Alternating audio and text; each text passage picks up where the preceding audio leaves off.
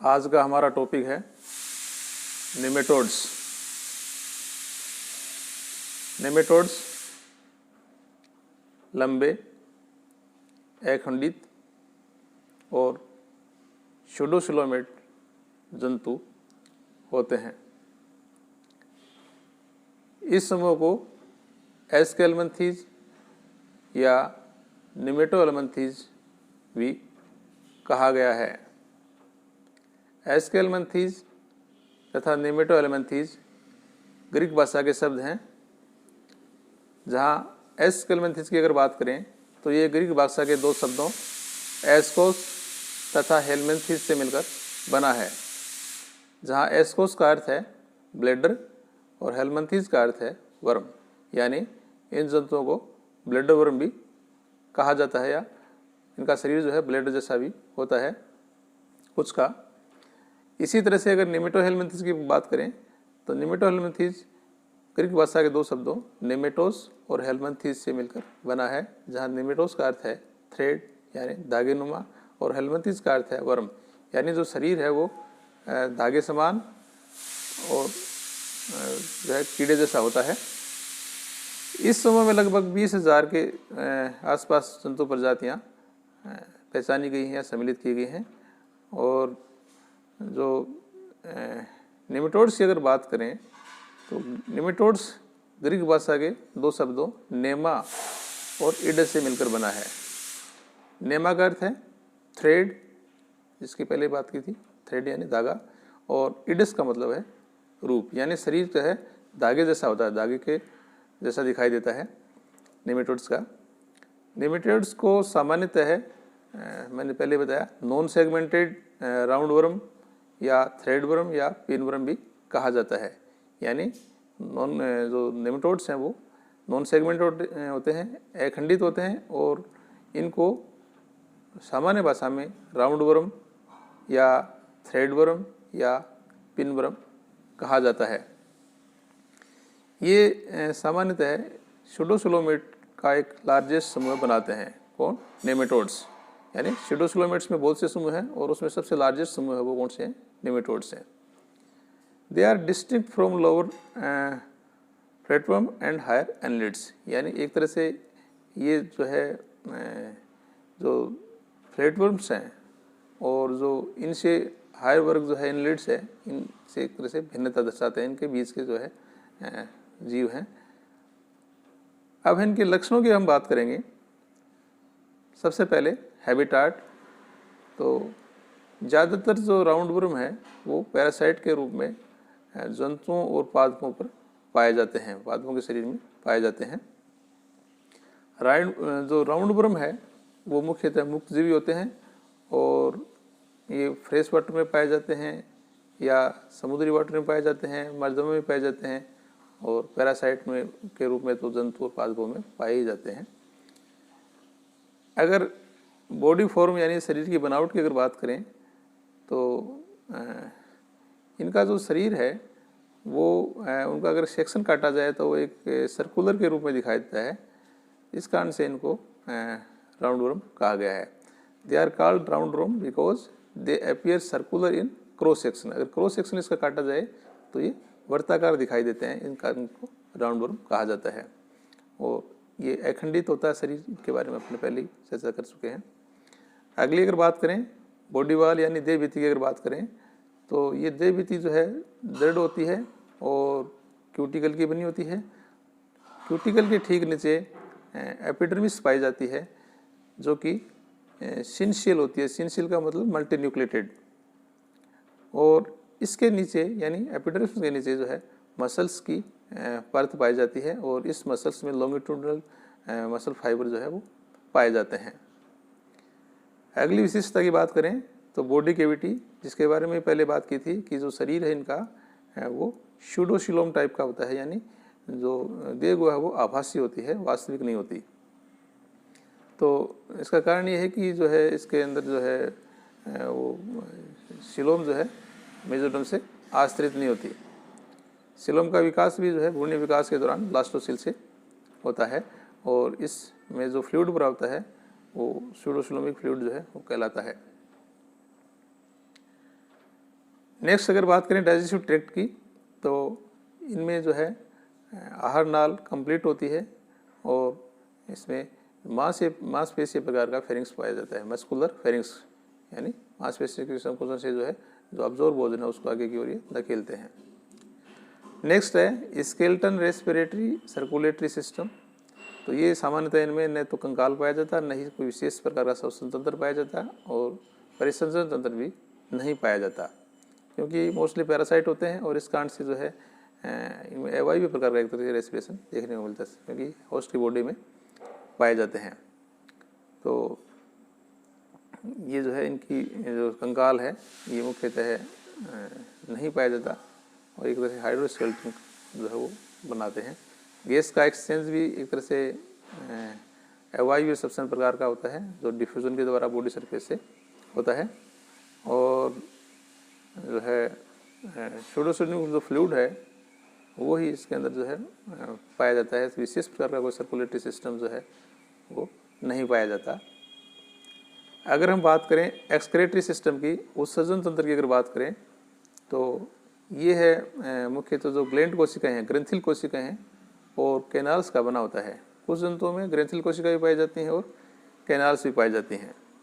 Ascaris की अगर बात करें तो इसमें एस की आकृति का उत्सर्जन तंत्र पाया जाता है जो कैनाल्स का बना होता है और ये जो है थोड़ा सा जटिल प्रकार का होता है, क्योंकि इसमें जेंट सेल्स जो हैं वो भी पाई जाती हैं और ये जो है जेंट सेल या जिसको कई बार रेनेट सेल भी कहा गया है ये भी पाई जाती हैं। और मुख्य जो उत्सर्जी पदार्थ होता है वो अमोनिया होता है, हालांकि यूरिया भी जो है अल्प मात्रा में देखा गया है। तंत्रिका तंत्र की अगर बात करें तो तंत्रिका तंत्री जो है इसमें एक सर्कमफेरेजियल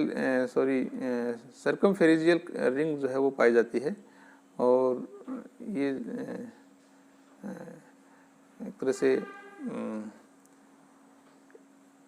आगे जो है ना फेरिंग्स जो है उसके चारों ओर एक सर्कम जो है वर्ताकार संरचना का निर्माण करती है। It means it consist of a circumpharyngeal ring that give rise to nerves from forward as well backward, यानी जो सर्कमफेरेजियल रिंग है यहाँ से आगे की और पीछे की ओर जो है कई निकलती हैं।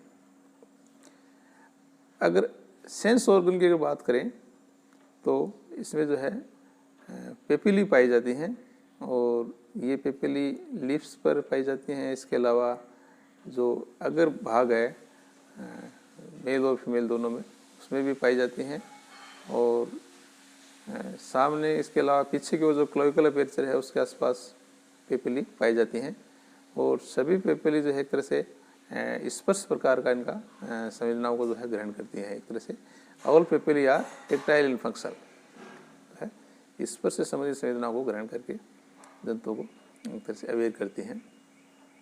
इसके अलावा इनमें एम्फिड पाए जाते हैं। एम्फिड जो है एक तरह से पीट्स होते हैं और जो लिप्स से आगे का भाग है उसके अलावा जो केमो रिसेप्टर हैं ये सब जो है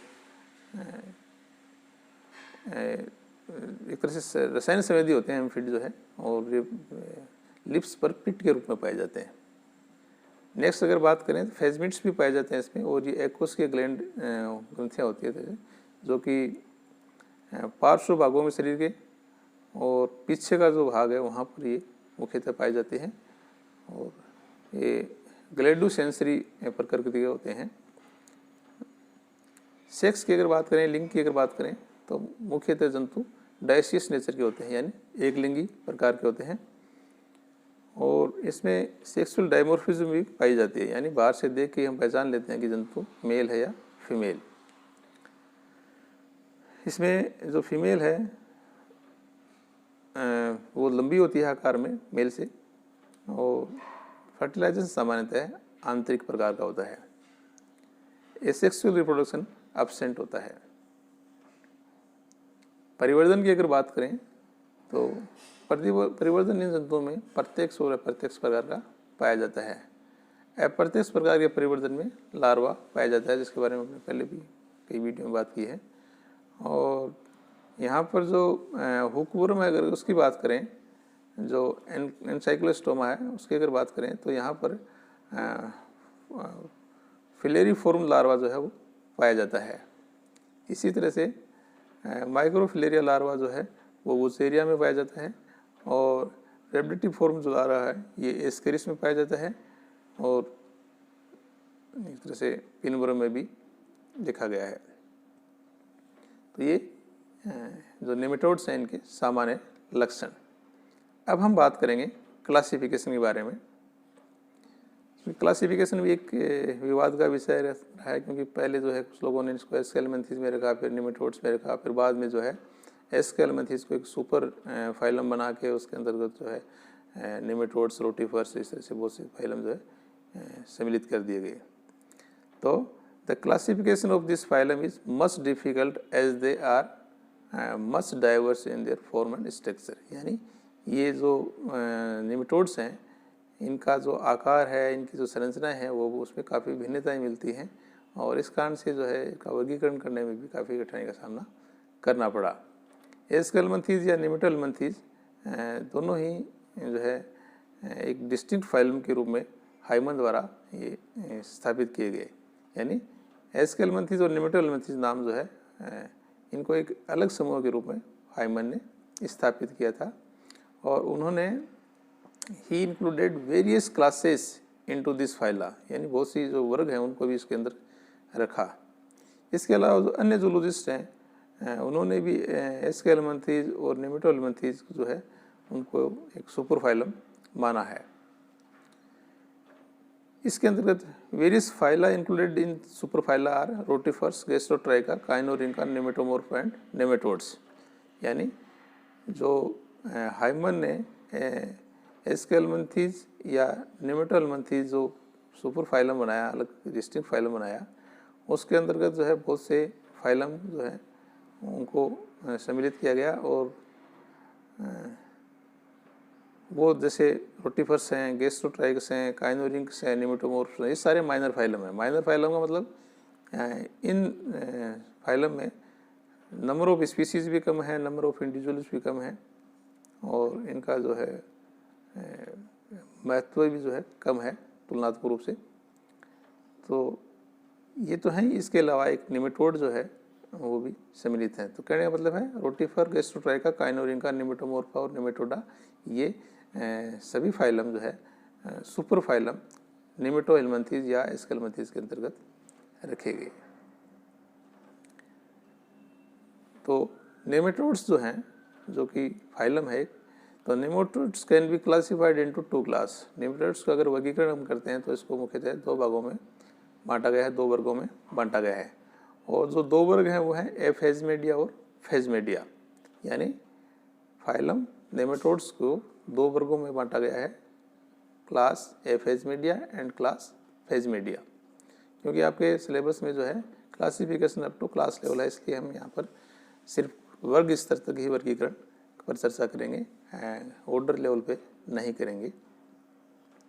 तो पहला जो वर्ग है वो है एफेजमेडिया। तो it is also known as adenophorea. जो एफेजमेडिया जो वर्ग है इसको एडिनोफोरिया भी कहा जाता है। दूसरा लक्षण है इस वर्ग के जंतु जो है ज़्यादातर मुक्त जीवी होते हैं। इस वर्ग के जंतु स्वतंत्र जीवी होते हैं। तीसरा है in these animals amphids occurs in various shape and phasmids are absent.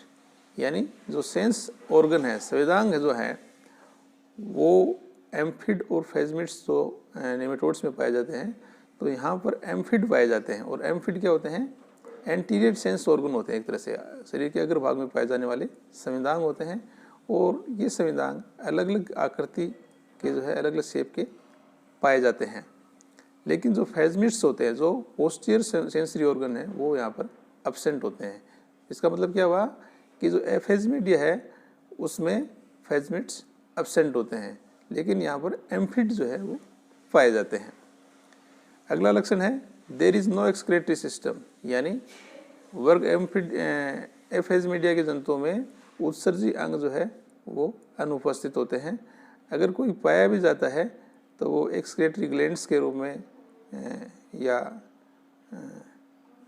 कहीं कोई देखने को मिलता है। और एक्सरी कैनाल वगैरह जो है इसमें एब्सेंट होती हैं टोटल। नेक्स्ट लक्षण है the mesenterial tissue is well developed in these animals. तो इन जंतुओं में जो मेसेंट्रियल ऊतक है वो भी सुविकसित होता है।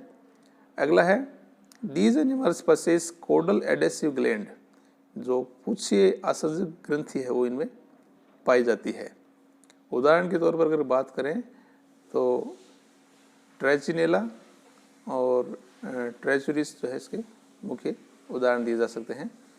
अगर हम बात करें वर्ग 2 फेजमेडिया, तो क्या बात की थी अपन ने अभी कि जो फाइलम नेमेटोडा है उसको 2 वर्गों में बांटा गया है। ए फेजमेडिया, इसमें फेजमिड्स जो है वो एब्सेंट होते हैं मुख्य लक्षण, और बाकी लक्षणों के बारे में बात की। अब दूसरा वर्ग है फेजमीडिया। तो इसका पहला लक्षण है कि these animals also known as secernentea. तो इन जंतुओं को क्या कहा जाता है, स्क्रिनेटिया जो है वो भी कहा जाता है। और दूसरा लक्षण है कि अधिकांश जंतु जो हैं, यानी फेजमेडिया वर्ग के अधिकांश जंतु पैरासाइटिक होते हैं, जबकि ए फेजमेडिया के कैसे बताए थे, स्वतंत्र जीवी। तो फेजमेडिया के अधिकांश जंतु पैरासाइटिक होते हैं और कुछ जो है इसमें फ्री लिविंग भी होते हैं। तीसरा लक्षण है दीज एनिमल्स हैव फेजमिड्स एंड एम्फिड्स। तो यहाँ पर फेजमिड्स भी पाए जाते हैं और एम्फिड्स भी पाए जाते हैं, है ना। जबकि अपने एफेजमीडिया में क्या बात की थी, एफेजमीडिया में फेजमिड जो है एब्सेंट होते हैं लेकिन एम्फिड वहाँ थे, लेकिन यहाँ पर एम्फिड और फेजमिड दोनों ही संविदा पाए जाते हैं। तो phasmids are present near hind end of the body, यानी जो शरीर का जो पश्च भाग है वहाँ पर फेजमिड्स पाए जाते हैं, और जो एम्फिड हैं वो अग्र भाग पर पाए जाते हैं। इसके अलावा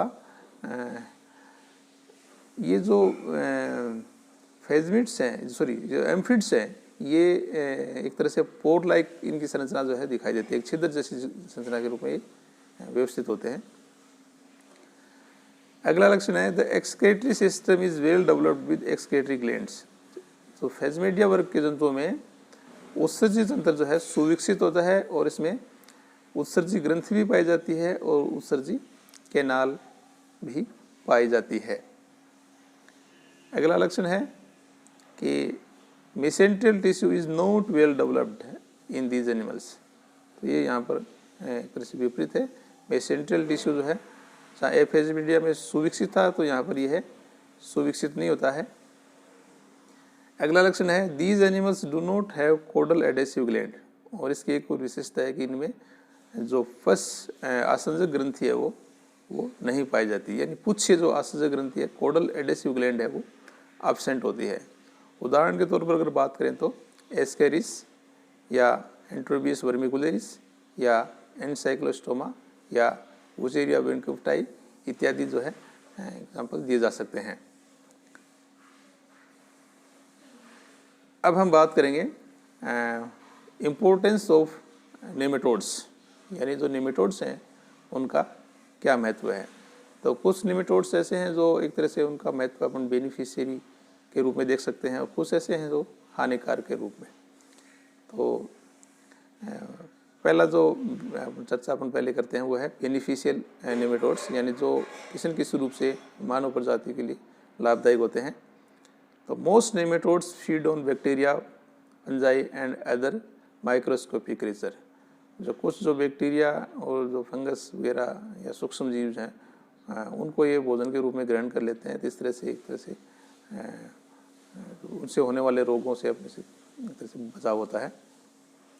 दूसरा है as such they are major component of soil and sediment ecosystem. जो इकोसिस्टम है और जो विशेष तौर से मृदा है और जो सेडिमेंटल इकोसिस्टम है उसका एक जो है बड़ा घटक जो है ये नेमेटोड्स होते हैं। उसको जो है कंपोनेंट की बात करें तो उसमें इनका महत्वपूर्ण भूमिका होती है। तीसरा है one species that feed on soil bacteria caenorhabditis elegans. एक जो प्रजाति one species that feed on soil bacteria, एक प्रजाति जो है सॉइल बैक्टीरिया पर जो है एक तरह से उनको निर्भर रहती है भोजन के लिए, has gained fame as research model है। तो एक तरह से वो एक अनुसंधान के लिए एक मॉडल के रूप में प्रस्तुत है, या उसको काम में लिया जाता है कि वो जो है सोइल बैक्टीरिया को उनका भक्षण करती है। अगला है कि कुछ पैराजीवी जो है निमेटोड्स परजीवी जो हैं वो मददगार होते हैं, किसमें इंसेक्ट पर वो अटैक कर लेते हैं और use to manage some harmful insect, एक तरह से वो जो हानिकारक जो कृमि है उनको भी कंट्रोल करते हैं। तो कहने का मतलब है निमेटोड्स जो हैं उसमें से कुछ ऐसे हैं जो हानिकारक जो इंसेक्ट हैं उनको कंट्रोल करते हैं, एक तरह से मानव के लिए फायदेमंद होते हैं। और अगला अगर लक्षण फ़ायदा अगर देखें, बात करें बेनिफिस पर इम्पोर्टेंस की, बेनिफिशियल या जो इनका जो महत्व इनकी अगर बात करें तो बहुत से जो निमेटोड्स हैं वो प्रत्यक्ष रूप से जो है इन पर अगर रिसर्च की जा रही है तो मानव जाति के लिए प्रत्यक्ष रूप से इनका फ़ायदा मिल रहा है। यानी research on nematodes direct benefits humanity great enhance over understanding on Earth's biodiversity. तो इससे एक तो जो पृथ्वी पर जो विविधता है, जीव विविधता है, उसको समझने में मदद मिलती है, और जो एक तरह से प्रत्यक्ष रूप से जो ह्यूमैनिटी है उसके लिए या मानवता जो है उसके लिए इसे फ़ायदा मिल रहा है, क्योंकि इससे हमें ये पता चल रहा है कि कौन सा निमेटोड्स जो है बेनिफिशियल है, कौन सा हार्मफुल है। अगर मान लो जो बैक्टीरिया है, हार्मफुल बैक्टीरिया या हार्मफुल इंसेक्ट है, उनको अगर कंट्रोल के रूप में निमेटोड्स को काम में लिया जाए तो निश्चित रूप से मानव जाति के लिए एक तरह से फ़ायदेमंद है, एक अच्छा स्कोप है।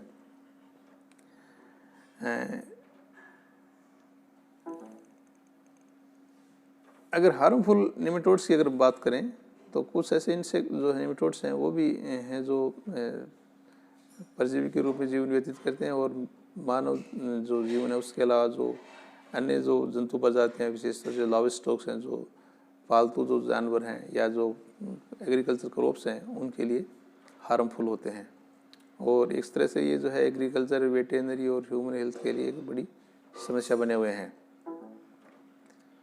दूसरा हम ये देखते हैं कि these have attracted the most attention from nematology researchers. For example, root knot, cyst and lesson nematodes are pests of a wide variety of crop. तो ये एक तरह से जो फसल है उसके लिए एक तरह से पेस्ट होते हैं, और annually responsible for billions of dollars of crop losses. तो एक तरह से निमेटोड्स, बहुत से निमेटोड्स ऐसे हैं जो फसल को प्रति वर्ष जो है लाखों रुपए का नुकसान पहुंचाते हैं, करोड़ों का नुकसान पहुंचाते हैं एक तरह से। Well known animals parasites with health and economic impact included pinworm, hookworm, ट्राइगेलेना, हार्टवर्म एंड डॉग हार्टवर्म।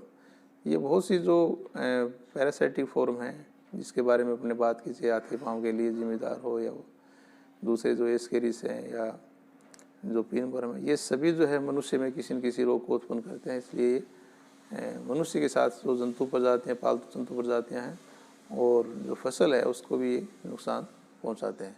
तो कहने का मतलब ये है कि जो नेमेटोड्स हैं वो उसमें से कुछ प्रजातियाँ हमारे लिए लाभदायक हैं और कुछ प्रजातियाँ जो है हार्मफुल हैं। तो अनुसंधान के द्वारा हम ये समझ सकते हैं कि कौन सी प्रजातियाँ हमारे लाभदायक हैं, उन प्रजातियों को बढ़ावा देकर जो है एक तरह से अधिक लाभ लिया जा सकता है। और इसी तरह से जो हार्मफुल प्रजातियाँ हैं उनके लिए हम इस तरह का प्लान बनाएं, उनके लिए क्योर के लिए, इलाज के लिए जो एक ट्रीटमेंट प्लान तैयार किया जा सकता है और रोगों से बचा जा सकता है। Thank you.